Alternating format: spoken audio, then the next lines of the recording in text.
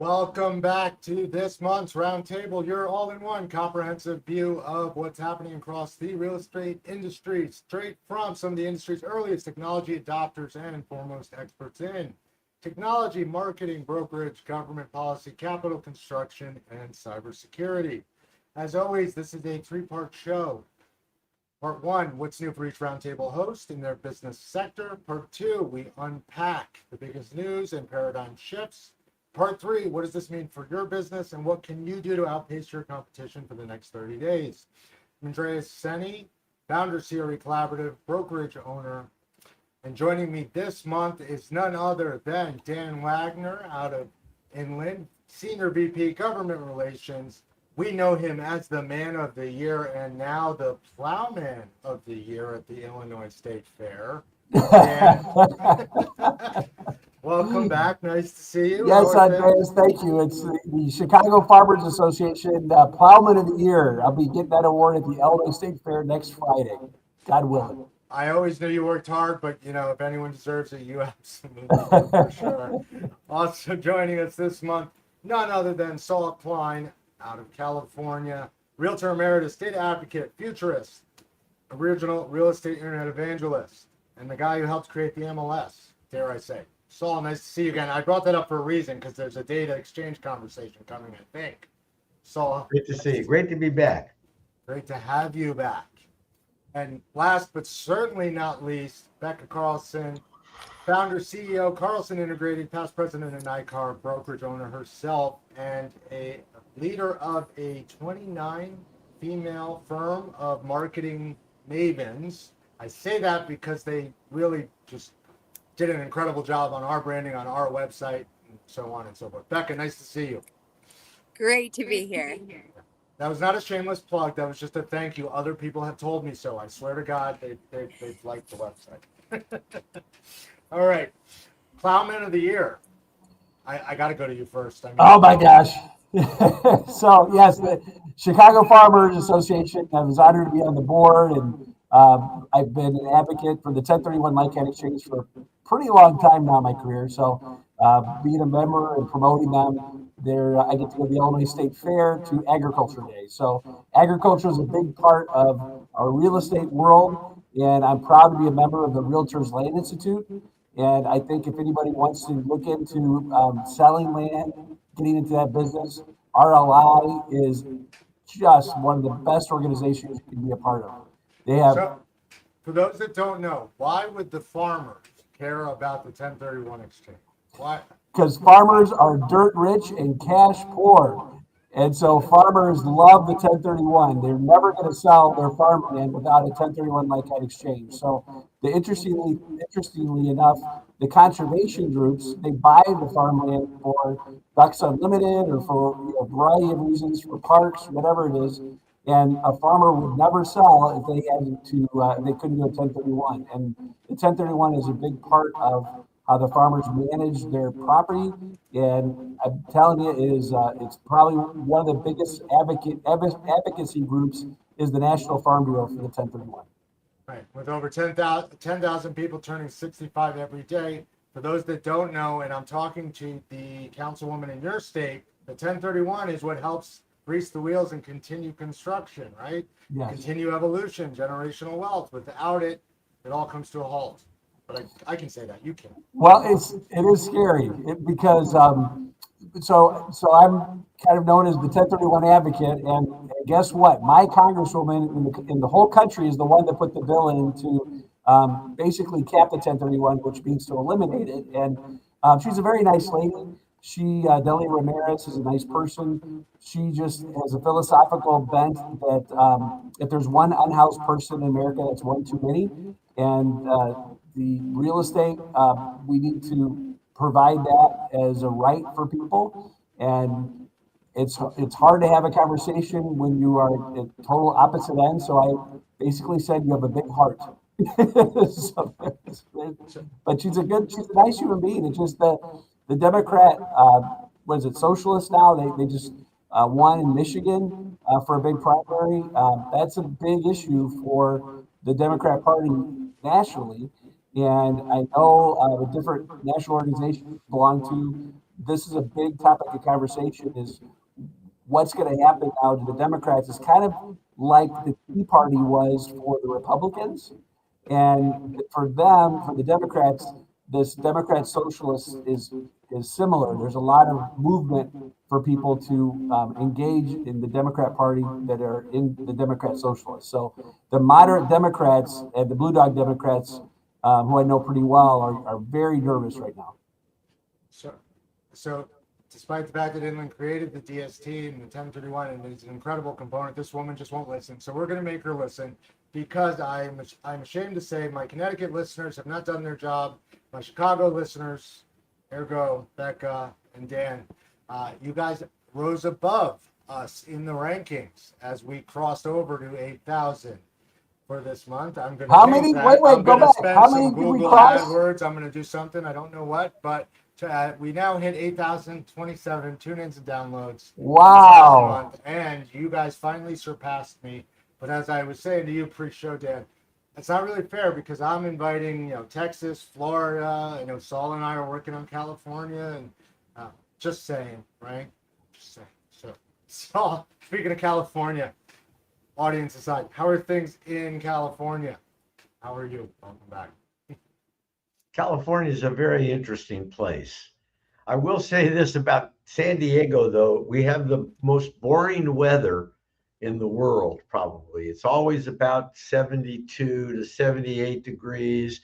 We pretty much have blue skies continuously, and it rains very little, which I'm very happy about, because I own the car wash behind me, and we really prefer dry weather for the car wash. So things are good here. I can't complain. The market's slowed a little bit, but everything still pretty much sells. And the subscribers and participants of our MLS continue to be able to earn a living. And I'm a little bit, I'm 77 years old, so I can't be too worried, but I'm a little bit worried about private property rights, and the fact that people don't really understand that the foundation and basis of everything that we're able to create in this country comes from people being able to own private property, and the incentive that gives people to work harder. And as we say as realtors, under all is the land. So not only private property, but private real property. And Dan and you mentioned the 1031 tax deferred exchange, which is a great tool for building wealth and being able to pass wealth down to your children, or to your whoever you want to pass it down to. So things are fine here, although we're all dealing with the same sorts of things, and that's misinformation and disinformation. I would assume that most people that are watching a real estate podcast are advocates for real estate and real property rights. So I hope I don't offend anybody by talking about it. But to me, it's the most important thing that we could be talking about right now, because it seems like so many people are uneducated or not educated about what's really going on, about what happens when you impose rent controls, what happens when you put more of the resources into the hands of the government to distribute, and what that does to private property rights. So I know I took that for a run, but it keeps me up at night, okay. Saul. I'm with you. I'm with you 100%. And that's why we're blessed to be part of the National Association of Realtors and their wonderful organization of government affairs run by Shannon McGann, who that woman has an incredible staff. We have the federal political coordinators, where there's a realtor attached to every member of Congress. And that is still one of the secret sauces of our industry. Everybody needs to make sure to stay a part of their national, state, and local associations. And I'm a big investor in RPAC, the Realtor Political Action Committee. I just hit $50,000 this year, so I'm going to be get my second Hall of Fame award, which I'm honored to.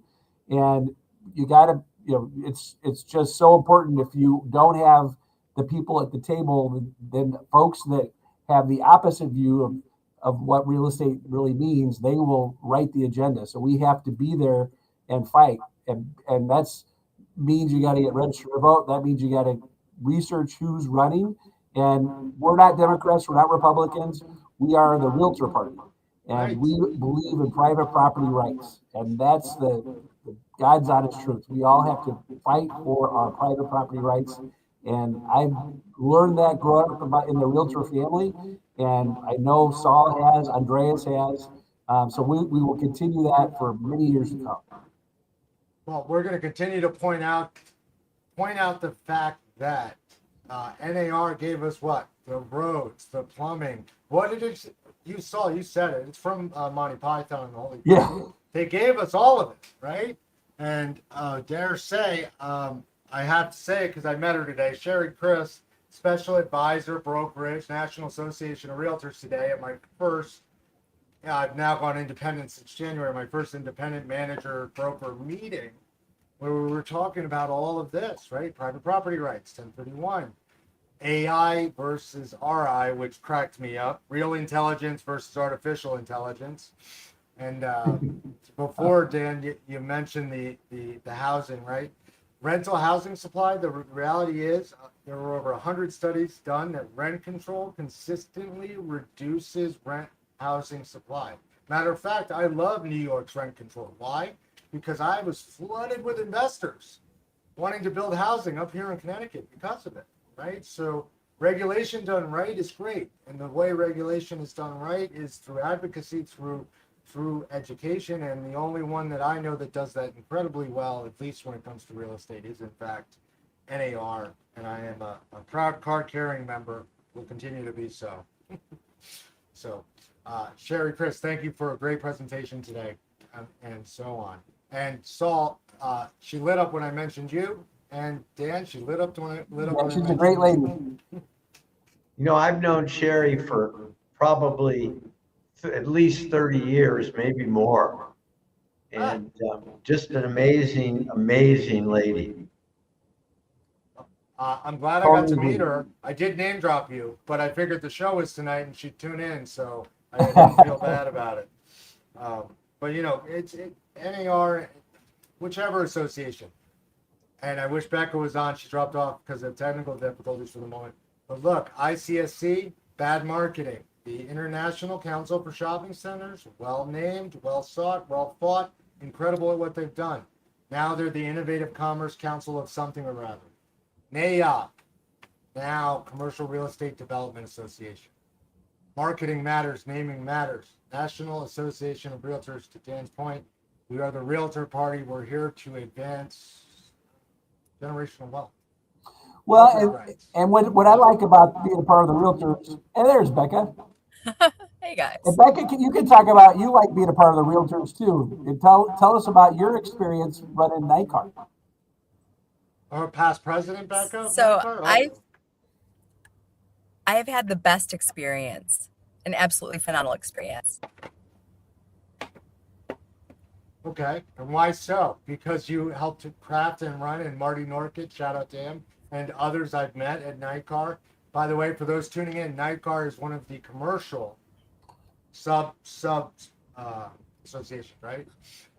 Unlike Connecticut, where we don't have a commercial association. We only get to look to Chicago and say, if only we had one. We have Boston, which for the record is the earliest and longest standing one, but I'm in Connecticut. Sorry, Becky, continue. Tell us about NICAR. So the Northern Illinois Commercial Association of Realtors, we're an overlay board. So it's a commercial overlay that really has done a phenomenal job. And I remember when I first went in, it was very intimidating because there were only a handful of women in the room. And I don't feel like I'm that old, but this is certainly a decade ago. And what I felt was wildly embraced, absolutely welcomed. They loved having ideas and fresh perspectives. And it's actually what I view as the most innovative, like encouraging, mentoring experience I could have ever imagined in my career.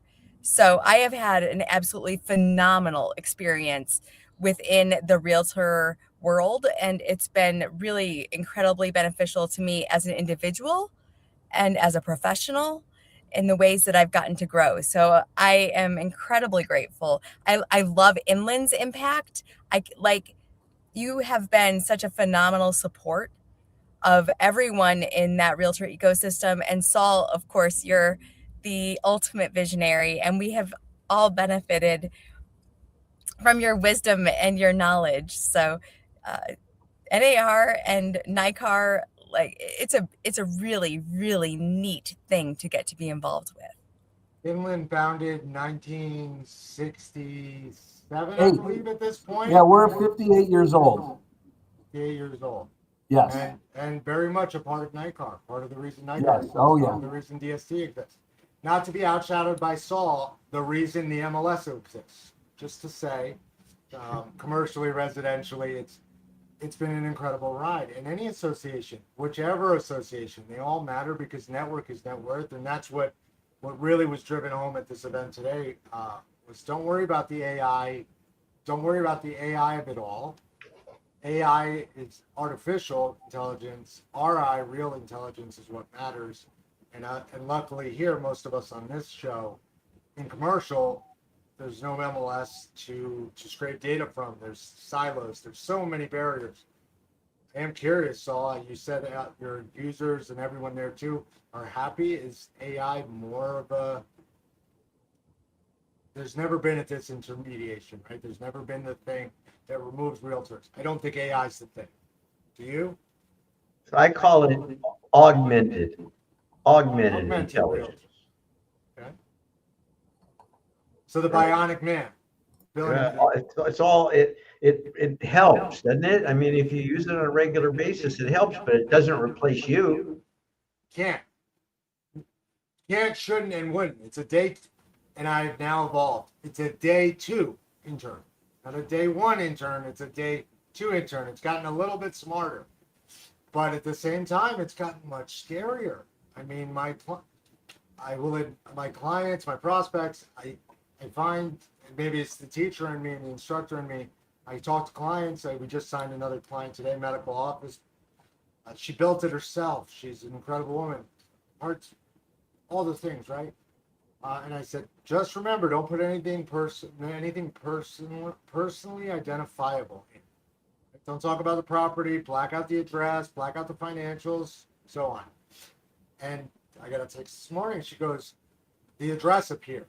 And I went, well, yeah, it knows who you are. It knows where you are.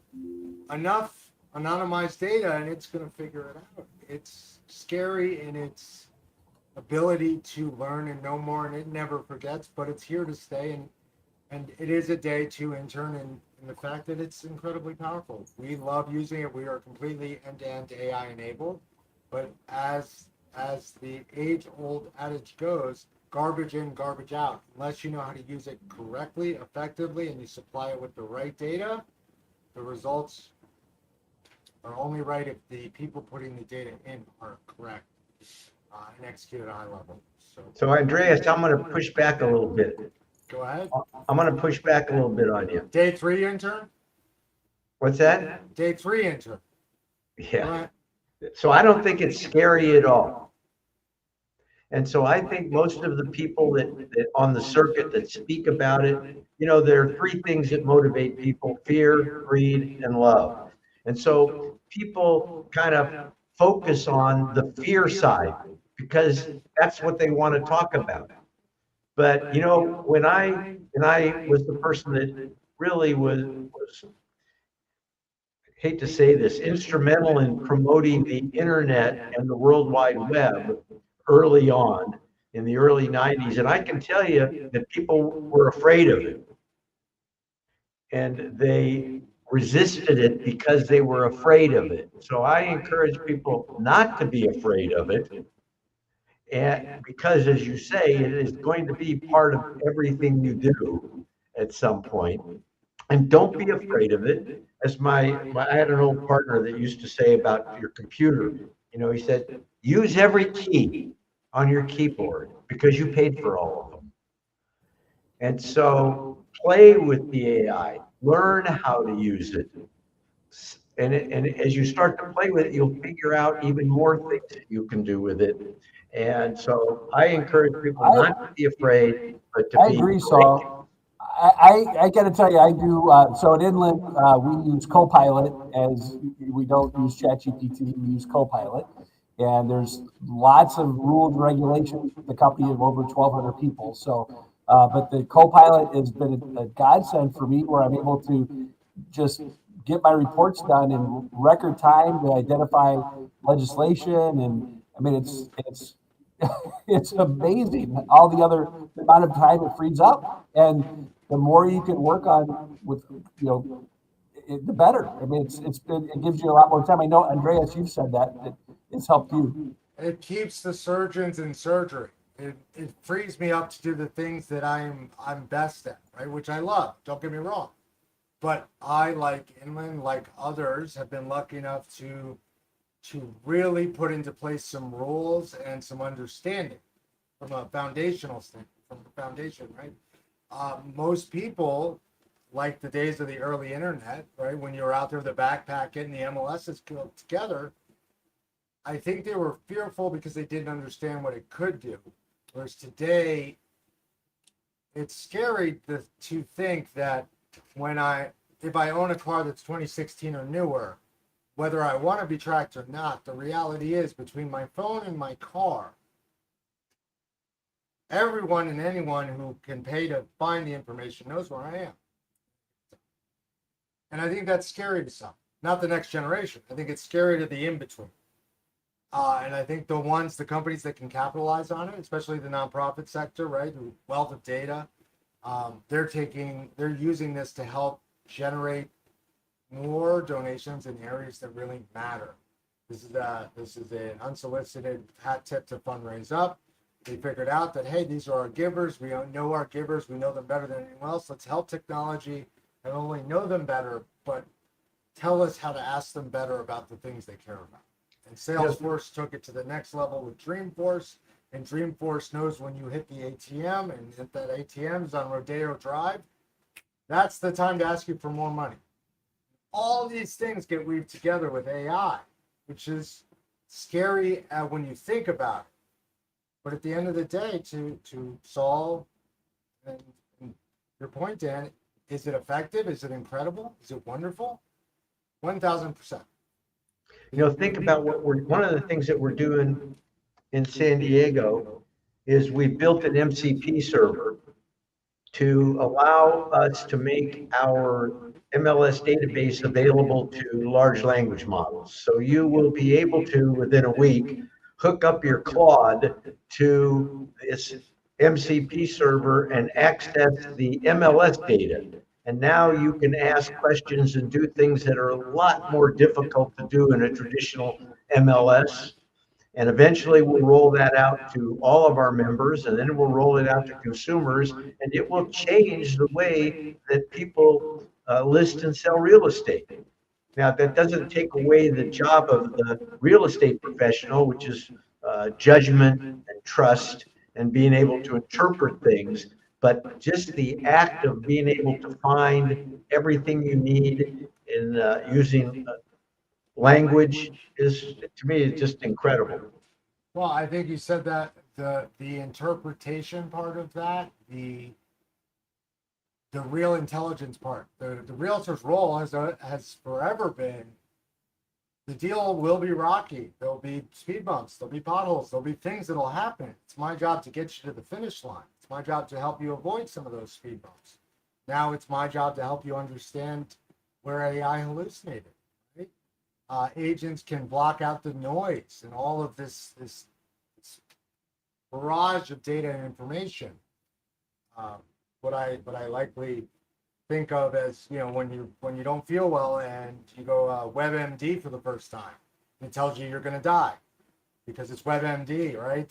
You just need guardrails and guidelines and so on. And if, like Inland, like others, you have a compliance rigor, you have some settings in place, it's fantastic.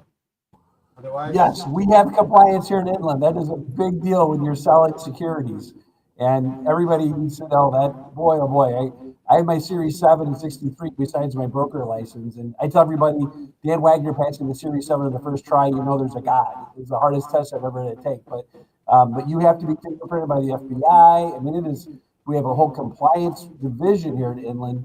And even the things, I have to be careful exactly what I say. You ask how Inland's doing, and the world of the SEC, they really evaluate what you say because they don't want people to give false information to try to sell their wares. It's, and that's a big deal. So we can talk in generalities, but I can't get into deal depth or discussion because that breaks the rules of compliance. Whereas for the MLS, for Saul, I mean, it's fantastic. You said early on a few shows ago, it was helping you audit the inputs of agents to make sure that they were complying with fair housing. They weren't steering, redlining. I can't believe I remember those two words from my licensing course, but yes, those two things, right? And so on. It's a workhorse. It's a plowman on the farm of all the work we have to do, but surgery has to get done. Well, Becca, you're the marketing person in all this world. What's this AI stuff doing to you? I feel like I have to fix a lot of AI stuff these days. I had one client sent me at least 10 images that had been AI generated, and then I had to figure out how to disassemble them and correct them. I am proud of my ability to do that, but AI doesn't always do things. And I did learn that AI, it can't make an accurate map. I don't know if you knew that. And when I received an inaccurate map, I submitted it to, in my case, Gemini, and Gemini sent me back a map. I said, I think this is inaccurate. Can you send me, fix this map? And then it gave me a new image. And then I asked it, is this map accurate? And it said, no, I can't make an accurate map. Here are all the sources where you can pull the raw GIS data, right? So it admitted it, but first it gave it to me. If I hadn't pushed back and said, wait, is this correct? It wouldn't have told me. It would have given me an inaccurate map, and it wasn't a geography I was familiar with. It was hilarious and kind of awesome. So I went and got state data, right? I've been pulling primary data my entire career. But that's digesting data and then regurgitating it in a succinct way to get your point across. AI, while succinct, and I'm surprised, I'm not surprised that your AI told you it didn't know the answer. You have to actually tell it as a rule. If you don't know the answer, tell me you don't know, because if you don't set that compliance, that rule up, it'll just tell you an answer. And if it doesn't know, it'll hallucinate. And this goes back to a saying that I first heard Saul say, which was AI hallucinates, even though he thinks it will replace some of us. I know you will. Had the debate. It's not, it's incredible in its effectiveness. It's incredible in its efficiency under supervision. And that's where it is, in my opinion. You can have, it's a tool and you have to learn how to use it, right? I mean, you have to learn how to use a hammer. If you don't, you can get in big trouble, right? So just like any tool, the more you use it, the better you'll be, the better you'll get. And you have to practice, and that's right, you should push back. And if it's wrong, often it will tell you it's wrong. And you're right, Andreas, if you don't want it to go out and just find answers for you, you have to tell it. We, for internally, we feed it what we want it to have. Right? Then it's restricted to the answers based on what we gave it. Yeah, got rules of the road. Just like when you meet someone new, you negotiate for the first time. Here's the rules of the road. This is what I do. This is what you, so on. AI is the same. It's a new actor. It's a new entity on the scene. One of the things I'm gonna highlight this summer, we had like 25 interns at Inland, and I'm honored that my son Michael was an intern this summer, and they're finishing up tomorrow. But the interesting aspect of our interns is that this AI stuff is new, and so the interns came on board beginning of the summer, and they actually have helped to give some really solid advice and critiques on people that have been in the business for a long time here, because we're known for having people for a long time, and having the interns brought in some new blood and new ideas. I know my son, he helped put together a program that was very necessary, and it really solved some issues. And so people, and if anybody wants to hire him, let me know. He's going to graduate in December with a computer science degree. But it's true. Having being open to new ideas. It just shows that we always have to know that we don't know everything. And Saul, you're the king of learning new things at all times. You are a leader in this industry, and you have such a great reputation. But what's so great about you is you don't think you're the smartest person in the room. You try to learn from people, and that's a hard thing in some people's world with their egos. Learning is a lifelong thing, and that's it's another important aspect of it. And you can't just rely on AI, but I'm telling you, the younger folks are a great resource for people that are turned 59. They're wonderful to learn from. The AI or the younger folks? Younger folks about how to use the AI correctly. They have some really good ideas how to do it.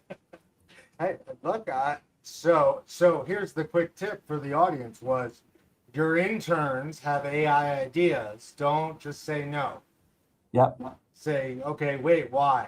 Because having spent some time in the distracted by the world of commercial real estate tech and that entire bubble that became a lot of phantomware in many cases. There were engineers building software that nobody needed for solving problems that nobody needed solved because what they thought were inefficiencies were really intentional operational silos, but so on and so forth. What you're saying, if I'm hearing it correctly, is no. Listen to your interns. They're asking you or prompting you or suggesting to you that AI might do it better than the way you're doing it today. Exactly. Right. And Dan's son, who is a computer science major who can program AI and so on, would be a great hire to anyone, but beware, we'll call you out on the show if you're not nice to him. I couldn't help it. I'm sure he'll land well on his feet. Getting off the payroll is going to be a wonderful thing for him. His mom and I, we can't wait. Hey, not for nothing, there's this thing called the Navy that I know Saul would say is a great idea, but just saying. There you go. The original deployment of AI with the Navy was not with the Navy, but computer science and so on, and the things we need to actually fuel data centers way into the future. So we're halfway through the hour and we're moving through. Let's. I can't believe we're halfway through. It's unbelievable. I only get to see you guys once a month. I am rather upset by my lack of availability because I enjoy this so much. But capital markets, repricing, right? We've got the Treasury at a very, very dangerously high point. Yes.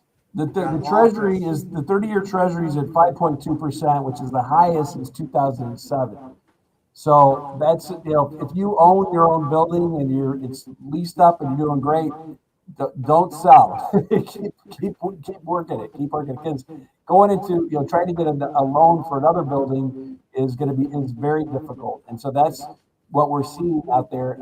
And I will tell you, we're an institutional graded company, and we go and we buy build to rent, and we don't buy scattered site housing or anything like that. We're not competing with first time homeowners, but the politicians are trying to throw that out there as the boogeyman that institutional is hurting first time homeowners. But honestly, the thing that's hurting first time homeowners is that people aren't selling because they have this low interest rate, and the idea of going into a bigger interest rate is not what they want to do. So that's probably the biggest issue related to why there aren't enough first-time homeowners to be able to buy these homes. It's a big, difficult issue. It's not income, it's literal lack of supply, shelter in place. They can stay where they are for less, why move, right? Right. That multifamily housing sector, while steady demand, there's just not enough of it. As I tell my clients, dogs, daycare, continued care, and liquor stores, all recession proof, all good investments. Well, one of the best investments, I got to be careful when I always says, senior housing investment, non-inland related advice. Negative advice. Assisted living facilities are a good. That's a positive area for people because, like you said, the aging population. But those have been terrific. We also have a variety of other products like self-storage. We bought a self-storage company, Devon, and we have institutional capital that is really, we're starting to grow. Our development company is doing well, but the financing stuff is the issue for everybody, and people have to be aware of that. Well, and the commercial real estate market, like sharks in the wild, right? You have to keep swimming, you have to keep moving. You cannot shelter in place and do nothing. You cannot just stay there and wait it out like homeowners. Commercial real estate moves, shifts, it changes. And I would be remiss if I didn't bring up data centers at this point, and NIMBY and all the things in between. For so many Dan, you talk about self-storage. Self-storage has been around for a long time, hasn't it? Oh, yeah. I remember when this football player for the San Diego Chargers, his name was Lance Allworth. This must be 40 years ago or more. And he was like specializing in self-storage. So self-storage has been, maybe that's where all the data centers are going to be located. Yeah, wishful Well, thinking. and the self-storage like we have is, we have it climate controlled, and you can drive in. I mean, it's people are wanting more and more amenities related to it, and provide insurance for it, but it's a great product to have, especially when people are wanting to do something to their homes. They're going to put stuff in storage, and they're going to be able to get more room. And during COVID was when it really boomed, and so we're excited about our purchase of Devon self-storage, and that's going well. We have, you talked about the longevity of our company, Andreas. We're excited. We have, when Mr. Goodwin died, Tony Chorizo, our new CEO, is doing a great job. Tony used to be in charge of the Institute for Portfolio Alternatives, which is a national association related to our industry. And so he's now in charge of Inland, and the people he's bringing in from different parts of the country have been just fabulous. So we're excited, and we're poised, and we just have we're putting on sunglasses because the future looks so bright. And you love to invest below the Sun Belt when you can, where you can, and so on. I'm getting Yeah. into Connecticut. You finally invested in New Jersey for good reason, because Yep. Connecticut's adjacent, and you'll be here eventually. Long enough with enough global warming, you'll have to come here. So I'll live it. That'll be Dan, I'd like to see the turnover in self-storage. I think people would be surprised. I would bet that when people get a self-storage unit, they probably keep it for at least 10 years. Yeah. Well, Saul, the thing we have incredible, we'll talk with these 1,200 employees, we have experts on that. So I don't know the answer to what you're saying. I think you're probably right, but I am the government relations guy. So I got to make sure to know that I don't get over my skis and tell everybody stuff that I don't know. But we have such experts. We manage, we manage this stuff. We do also have third parties to do things, but it's a wonderful way to be able to grow your income, and we are excited about the opportunities we're providing to our investors for different things. And I think you would be hard pressed to find anyone nationwide who would disagree with the fact that there's plenty of room in self-storage if you can find it, if you can invest in it. These are the mom and pops that exist. They're all over the place, and now in Asia and globally. It's now it's gone global, and it's a great asset class. Certainly. Well, and Andreas and I were talking about this. The other thing that's happening for our industry is, besides the 1031 Delaware Statutory Trust, when you sell property to do those, the other thing are opportunity zones. And right now, the opportunity zones, the governors are going around saying, putting out where they're going to make those opportunity zones. And those are very important, and in rural areas especially, you get even a better deal. So if you sell your business, you can use the opportunity zone for the capital gains for the business sale, and then you can do the DST for your property sale. So that's in Inland, that's our sweet spot, especially. And then there's a thing called a 721, which helps you be able to get out of the DST quicker if that's what you want to do. So a lot of nuances that people, we're excited that big beautiful bill passed with the making the opportunity zones evergreen. They're always now in the tax code. They aren't sunsetting, and that's a really big deal. Right. So, I mean, you have the working families tax cuts. You have newly designated opportunity zones. You have I believe it's called maritime opportunity zones now. There are many different ways to get these incentives and different ways to, I want to call it icing on the cake of the deal. If you have the right advisor, if you have the right real person to speak with and advise you, as opposed to the AI, right, that doesn't know better. Day 2 interns, Saul, like I said. And the marketing of it all. So, that all being said, inland continues to grow, the markets continue to grow. Retail, industrial peaked, at least here in the Northeast. Public storage, hard to find. Connecticut specifically, retail continues to be the biggest driver and a strong pathway to profitability done right. Mixed use is even better. Tech and AI operations, right? How do we trim the fat? How do we do better with less? Data integration, understanding, and so on. Well, the AI, the thing that they have to have are those data centers. And if you own data That is a centers, problem. those are great. But yeah, the politics of data centers now are a big nightmare. And I don't know, Becky, do you want to talk about that? Well, actually, what I was thinking is that since Andreas had mentioned the importance of technology and operations and AI, I thought it might actually be a good time to plug CRETech. Okay, to be fair, thank you, and I should have, and Beckerman, forgive me. CRETech being the intersection of the money that pays for it all, aka Wall Street, the institutions that build, house, and manage it all, like Inland and others. It is the intersection of everyone involved in commercial real estate, the built world, prop tech, all these different analogies for the same thing. It is where you go to understand the latest and greatest things happening in the built environment to, in fact, transact smarter, better, and faster than your competition. And when I say transact, that's not just sales. That means leasing. That means fulfillment. That means anything to do with physical world. So join us at CRETech. Becca and I will be there. Saul and Dan are hopefully going to be there. I'm going to drag them there. I'm trying. I am trying. That is, what's the date, Becca? October 21st. October 21st. And it's at the Javits Center. I was in this room when it was 86 vendors. There are 200,000 plus vendors in this space.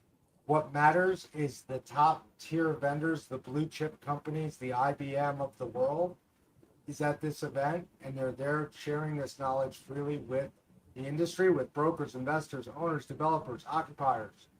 Why? Because together we are smarter, and the majority of us believe that we co-broke or go broke.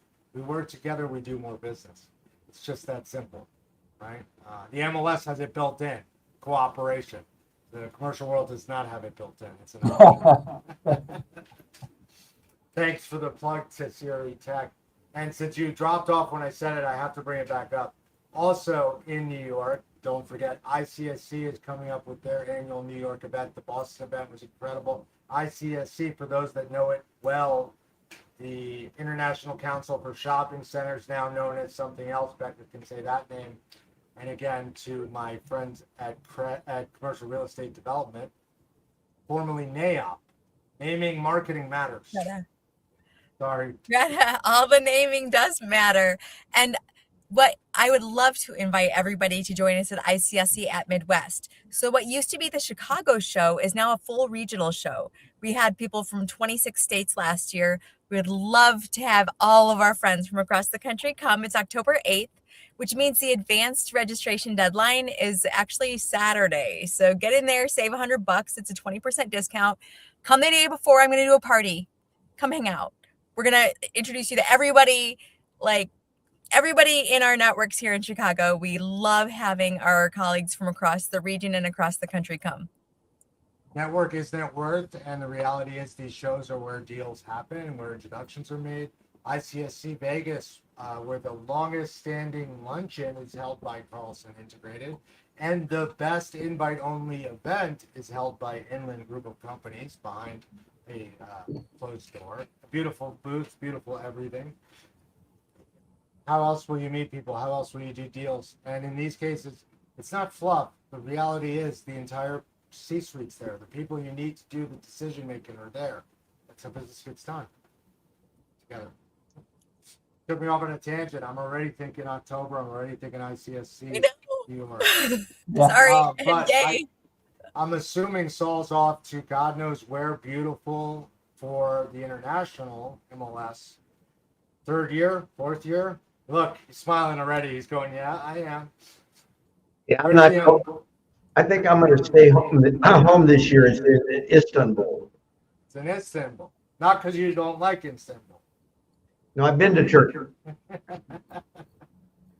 You know, I'm like allergic to long flights nowadays. You know, I'm allergic to long drives. I understand completely. Long flights sound even worse. So we love Chicago because you're able to get into your plane, fly out to California, do your business, go back in the same day. Similarly with the East Coast. So that's one of the big reasons why corporations choose Chicago, because it's just such a great location to be able to live and raise your family and put your head on the pillow that same night, which is a big deal for folks. But I saw, that I understand that the travel, the flight, and if you ever traveled with a private jet, those things are phenomenal. And for those of you yet to travel on private jets, you will get there one day. And for now, or nearer to your future, I suspect, VTOLs, vertical takeoff and landing vehicles, similar to what you would know as an Uber, are now flying full flight across the country. They have been approved and they are regulated, and they are in fact a little more than the cost of an Uber, but yes, the vertical takeoff mechanism, machine, FAA greenlit program, 26 states to in fact take you to and from.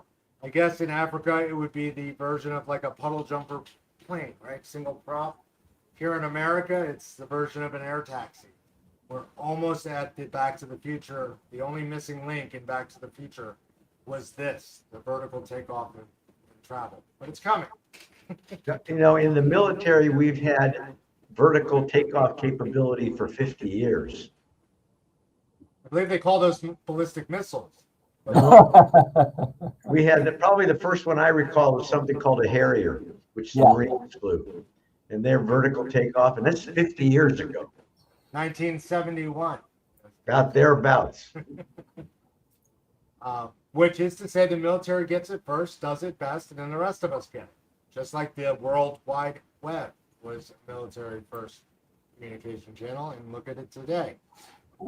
I got a weird question to throw out to you guys. What do you think of changing daylight savings time, and what's your opinion about that? Depends on my client time meeting. Yeah, that's right. That's something that's being debated in the world of Washington, and how that impacts retailers. That could be an issue that they talk about at ICSC, because it could obviously have an impact on when people go eat at restaurants and other things like that. So it is something to be able to put on your radar screen to research. If you don't know about it, research the issue and see how that could impact your clients. It's an important issue, right? It's a logistics issue. It's an AM, PM side of the street commute. There's so many things therein. I would hope that rolls into a conversation about a 4-day work week and longer lunches like we do in other countries, right? We may do licensing better and real estate better than the rest of the world, but I think the rest of the world does day-to-day business. They have siestas over in Mexico, right? We need a siesta time. Well, as a proud American here at the top of the hour, the work-life balance matters. VTOLs will help. Daylight savings time change. Oh my God, I don't think that'll help me at all. But we'll see, right? It's just a question of how you move your day through. So, in the Brady Bunch fashion, you're over to my right, Dan. over there at Inland. Is this our last time in that Inland office before the new one? No, inland, we're gonna be moving in December, but I have my office, I have probably 100 pictures on the wall. That's my thing of Abraham Lincoln and history. And so I'm gonna be, starting to take them, down and packing them up. And, so all that will be happening over the next few months. And the hard thing is that, I am a hoarder, and it's hard for me to throw stuff away, but I'm having to do that now, and I think all of us experience that. But no, Inland, where Inland is now is gonna be scraped, and Amazon's gonna put up a huge, superstore. Then, from what we understand, we want to compete with Costco. And one of the best Costco's in the country is here at Oak Brook, just right down the street. So, it'll be, interesting to see what happens, but we're going to be moving, and we'll be leasing, a building, and we have about 5 floors. We're excited that that's being renovated right now, and everybody can't wait to move into the new building. So like many, you had and I dare say that I think I said is Inland had a flight to quality. Someone else will run it and deliver to you this beautiful building with great amenities, like many other companies and corporations have done. After and so be it. And I will look to see your walls diminish as time goes, and I see why Inland invests in public storage, because you're a consumer. One of the things that's going to happen is that exactly, because one of the things we'll have our own, I think, from what I understand, a podcast room. So it'll be an Inland, place I get to go to. It's built for, because a lot of our, staff have different podcasts that they're on and they do. So it's, modernizing everything, and it's going to be really phenomenal to have it. And everybody's excited because there's a parking garage, and everybody's car will be, undercover during the winter. So that's a big deal. Less of that problem here in Connecticut for those thinking of picking. Just throwing it out there. And it's not a problem at all in California. You just wash your car every day in that sunny, balmy weather at 70. But Saul, you're next in line here at the top of the hour. What's the biggest piece of advice you can give our industry? Well, we've been talking about it, and I think it's don't be afraid to get into the use of a large language model of any type. Any type and every type, or anyone in specific? You can try them to different ones. We all have our favorites, right? I dare say, and I just want to throw this out there, it was said to me, and I never forgot it. If it's free, you're the product. If you're not paying for it, then you, in fact, are the thing that they're monetizing. So, beware what you put out there, despite our earlier statements of everyone and anyone knows where you are, how you are, and what you are. But to your point, Saul, 100%. Becca, over to you. This is the time of the year where we prepare for fall conferences, where we prepare for opportunities to get together.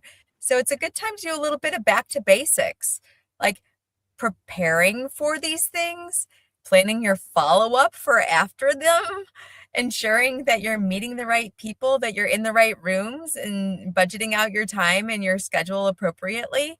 So my suggestion is that, guys, summer's over. It's it.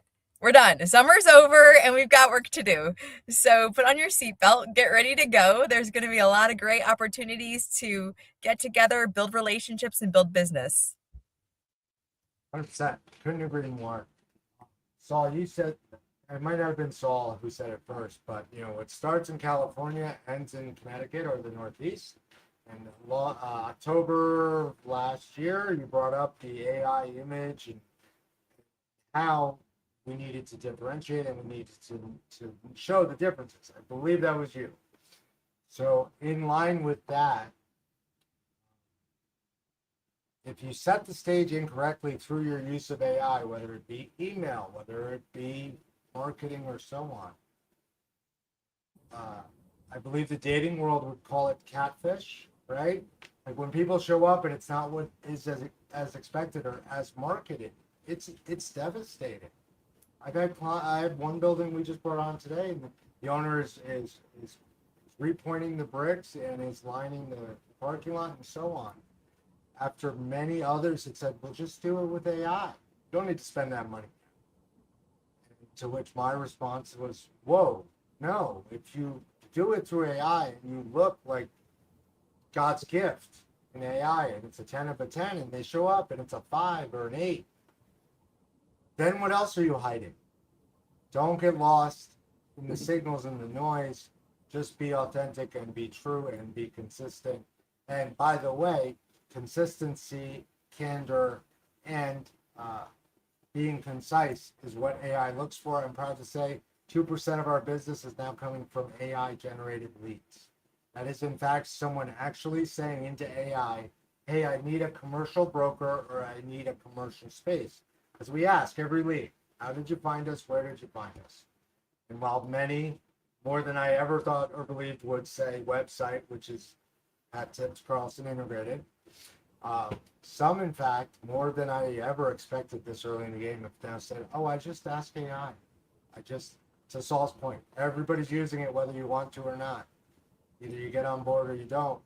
It's here to stay. So I want to thank our listeners. I want to thank the over 8,000 people that tune in and download us every month. To Dan's point last month, we are the NPR of podcasts. We are, in fact, commercial free. We are completely candid, and no politics here except the politics of real property rights, ownership, doing better, knowing one another. Network is, in fact, network. And with that, I hope to see everyone in the coming month for the next show. And let's all get back to work. The CRETech 20% discount via the CRECollaborative partnership, it will be in the show notes. The ICSC Midwest show notes, links, things that you can get via NICAR or otherwise may or may not be. Yes, in the show notes, there's something. I'd be delighted to send you the registration link. Absolutely. Perfect.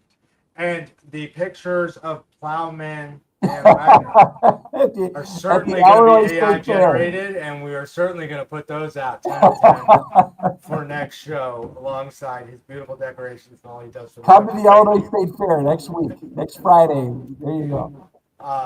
Love it. Thank you. Saul, thank you for all you do and have done, and thank you for continuing to come on to the show and enlighten us to this day.